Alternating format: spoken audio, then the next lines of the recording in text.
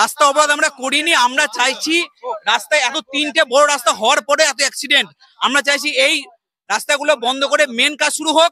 আর main কাজ শুরু হলে ট্রাফিকের তো কোনো এই নাই, প্রতিদিন আমরা দেখতে পাই না ট্রাফিক যে কোথায় থাকে না থাকে, একদম নেই বললে চলে। আর এই রাস্তা হচ্ছে মাটিগুলো একদম মানে ডাস্ট, এনটিপিসির ডাস্ট, এই ধুলোগুলো প্রতিদিন যে পরিমাণে বাড়িগুলো প্লাস লোকের যে পরিমাণে ক্ষতি হচ্ছে, এই ক্ষতিগুলো কিন্তু কবছর পরে বুঝতে পারবো আমরা। আমাদের অভিযোগ বলতে প্রচুর আছে। আমরা 2007 সালের পর থেকে আমাদের রাস্তা হবে বলে সমস্ত বাড়ি বা জমিগুলো নেওয়া হয়েছিল, এবং তার বিনিময়ে কিন্তু আমরা সমস্ত বাড়ি জায়গা দেওয়ার পরেও কিন্তু রাস্তা হয়নি। দীর্ঘদিন ধরে 2 বছর ধরে যখন রাস্তা শুরু হওয়ার পরে এত স্লো কাজ হচ্ছে। আর এই কাজ হওয়ার পরে যে ছাইগুলো দেওয়া হচ্ছে এনটিপিসির ছাই, এর ফলে কিন্তু আশেপাশে বাড়িগুলো পুরো সাদা হয়ে যাচ্ছে। এবং দুর্ঘটনা, ডেলি দুর্ঘটনা। 2 দিন আগে আমি পোস্ট করেছিলাম আমার বাড়ির সামনে ওই যে ব্যারিকেড গুলো দেওয়া আছে, এমন ভাবে দেওয়া আছে যে মানুষ যাতায়াত করতে পারছে না। আর সামনে এত ধুলো, সামনে কিছু থাকলে পরে দেখতে পাওয়া যাচ্ছে না। মানে অ্যাক্সিডেন্ট প্রতিদিন কিছু না কিছু হচ্ছে। আর যে জ্যাম রাস্তার এই পাশে যে 1 বছর ধরে মাটি পড়ে যাচ্ছে, তারপরে কিন্তু কোনো কাজ হয়নি। আর মানে অল্প লোক নিয়ে এত বড় বড় কাজ ধরেছে বেলডাঙ্গায়, ভাবতায়, বেতুয়াতে, কিন্তু লেবার একদম নাই। প্রতিদিন বলা হচ্ছে, আমরা কদিন আগে পিটিশন দিয়ে এসেছিলাম বকুলদার দোকানে, দরখাস্ত লেখার পরে সব জায়গায় দেওয়া হয়েছিল, কিন্তু কোনো সুরাহা হয়নি। আমরা চাই যে দ্রুত কাজ বন্ধ হোক, নাহলে কিন্তু আমরা রাস্তা ডেলি অবরোধ করবো। কিন্তু রাস্তায় এত পরিমাণে ধুলো, রাস্তায় এত সংকীর্ণ। আর বাড়ির সামনে যে ড্রেন গুলো আছে এতটা উঁচু হয়েছে, মানুষ গাড়ি তুলতে পারছে না। আর যে বাইক গুলো আসছে ওরা একদম দেখছে না, প্রচন্ড স্পিডে আসছে, ওর ফলে দুর্ঘটনা ঘটছে। আর সাধারণ যারা পাবলিক বা যারা পথচারী আছে প্রতিদিন দুর্ঘটনার শিকার হচ্ছে। সরকারের উচিত, আজকে এখানে হলো আমাদের মন্দিরের সামনে এই যে জ্যাম, প্রতিদিন রেলগেটে প্রতিদিন জ্যাম, রাস্তা ঠিকও করছে না, এর ফলে দুর্ঘটনা ঘটছে এবং প্রতিদিন জ্যাম। লোকে রাস্তা পার হতে গিয়ে ভয় করছে। এটা বয়স্ক লোক হলে পরে কিন্তু রাস্তা পার হতে পারছে না। সরকারের কাছে আবেদন প্রতিদিন যে আপনারা খুব দ্রুত কাজটা শেষ করুন, একটা কাজ বন্ধ করে একটা কাজ করুন, নইলে প্রচুর পরিমাণ লেবার লেগে কাজটা করুন, নইলে কিন্তু মানুষ প্রতিদিন কিন্তু রাস্তায় শুয়ে থেকে অবরোধ করবে।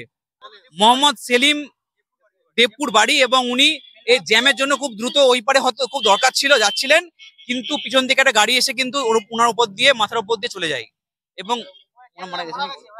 উনি মারা গেছে। 2 বছর আগে আরেকজন ছিল, ওনার অবস্থা খুবই খারাপ। আমার নাম মিলন মন্ডল, এখানকার স্থানীয় বাসিন্দা।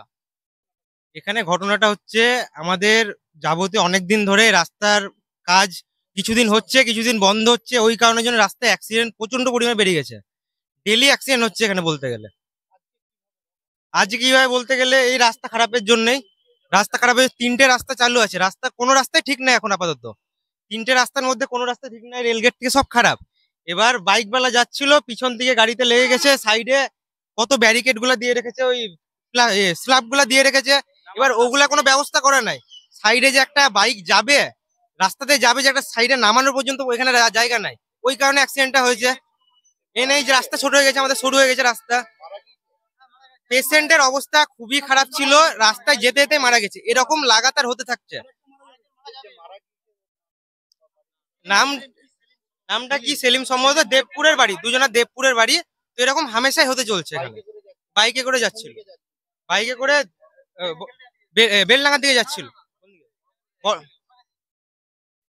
বেলডাঙ্গা থেকে সার্কিটের দিকে যাচ্ছিল। তো রাস্তা থেকে মানে সাইডে না থাকা, জায়গা না থাকার কারণে গাড়িতে ওরা নামাতে পারেনি, গাড়িতে মেরে দিয়ে চলে গেছে। আমাদের সবচেয়ে মেন সমস্যা হচ্ছে ধুলো। একটু আপনি দেখে নেবেন যে প্রতিদিন এই রাস্তায়, মেন রাস্তা থেকে এই রাস্তায় গাড়ি তুলছে, ছোট গাড়ি গিয়ে প্রতিটা বাড়িতে ধুলোতে ভর্তি। প্রতিটা বাড়িতে একটা করে পেশেন্ট থাকবে। এত পরিমাণে ধুলো, আপনি এখানে যদি 1 মাস কেউ থাকে বুঝতে পারবে। আপনি একটু দেখিয়ে দেন কিরকম ধুলো উঠছে, আপনি দেখতে পাবেন। তো রাস্তার কাজটা আমাদের হচ্ছে, হয় রাস্তার কাজটা খুব তাড়াতাড়ি হয়, ক্লিয়ার করে দেখ, সব কমপ্লিট করে দেখ, রাস্তাগুলা ঠিকঠাক করে চালু করে দেখ। এখানে পাবলিকের রাস্তা অবরোধ করা হয়নি, এখানে পাবলিকের যাতে রাস্তাটা কাজটা তাড়াতাড়ি করা হোক। রাস্তাটা ক্ষোভ পাবলিকের, ক্ষোভটা ছিল পাবলিকের, ক্ষোভটা দেখানো হয়েছে, পুলিশকে বলা হয়েছে, পুলিশ বলেছে তৎপর কাজ করবে। পুলিশ আমাদেরকে আশ্বাস দিয়েছে কাজটা হবে। তো আমরা চাইছি এসিডব্লিউ কাজটা তাড়াতাড়ি কমপ্লিট করুক, রাস্তাগুলো ক্লিয়ার করে দেখ। আমার নাম সুকুমার, আমার বাড়ি এখানে।